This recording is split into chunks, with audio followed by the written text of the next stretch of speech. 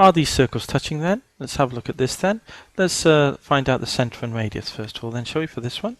So we've got x minus 1 for the top one here, squared, plus y minus 2, if we halve the minus 4y squared, is equal to, now move the 1 over to minus 1, but to balance these we'll need a plus 1 when the 1 comes out here, and a 4 will come out from the expansion here, so we'll need a plus 4, so that equals 4. So that tells us then that the centre, which we'll label as C1, is 1 and 2, and the radius, here's r squared, so the radius must be 2. So that's our first circle, centre and radius. So we could do a little sketch here and mark off 1, 2, like so, and a radius 2. So we can draw a circle as best we can. Sorry about the sketch, but there's my attempt of a little sketch there, just so that I'm happy with what I've got there. Now let's turn our attention to the next one. So here we've got this. Also, what else have we got? X minus 8 will be x minus 4 squared. And then we've got y minus 12, so that will be y minus 6 squared is equal to, move the 43 to minus 43. To compensate, to balance these, we need a plus 16. And we also need a plus 36, don't we, when the minus 6 is squared. And this is equal to minus 43 plus 36 is minus 7. 16 takes 7 is 9.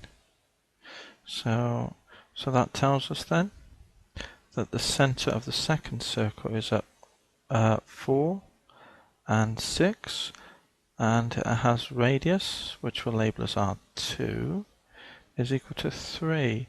So go along 4 and up 6, like so, and it's got 4, 6, and it's of radius 3. So do they touch?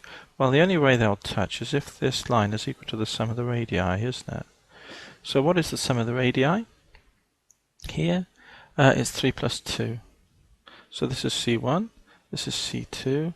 So, okay then, so the distance, dist between C1 and C2 is equal to the square root of, from 1 to 4, x increases by 3, so it's 3 squared.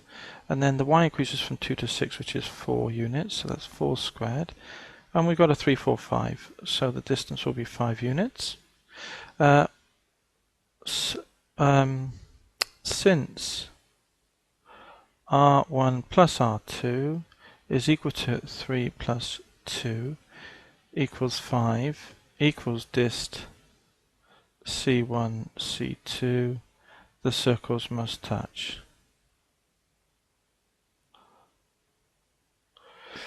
Now the only other thing to mention at the end of this little problem is a circle. That's one thing that can happen, but also a circle can sit inside another circle, and then in those cases we need to look at the difference. But in this case the circles are exterior to one another, and so we just needed to look at the sum of the radii, whether that equaled the distance between their centres, and it did. So these circles do in fact touch.